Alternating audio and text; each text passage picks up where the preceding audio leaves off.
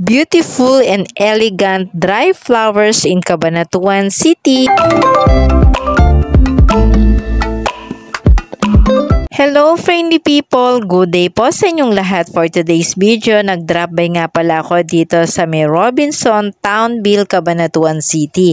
At dito meron akong nakita na isang flower shop na mga dry flowers. Ito yung luxurious blue. So elegant at talaga naman pong so beautiful nung kanila pong mga dry flowers. Bale, sila nga po pala ay open from Monday to Sunday from 10 a.m. to 8 p.m. Dry flowers can be last for months or years. Syempre, with our proper care.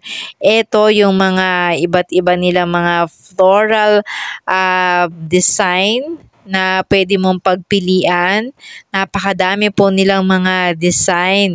So, dito makikita natin yung kanilang mga dry flower. Meron pong naka-box. Meron din pong in form of, meron ako nakita dito na nakalagay sa balloon. At talaga naman pong napakagaganda ng mga color nila. Meron silang bago yung Christmas na talaga naman pong kulay red yung kanila pong dry flower. At ito, perfect gift ngayong Christmas season. At ito yung mga favorite ko, yung mga pastel color nila. At talaga naman pong ito ay madalas kong binabalik-balikan at tinitignan dito sa mall. Dahil talaga naman pong so beautiful at so elegant ng kanila pong dry flower bouquet. So ito, makikita po ang kanilang store dito sa Robinson.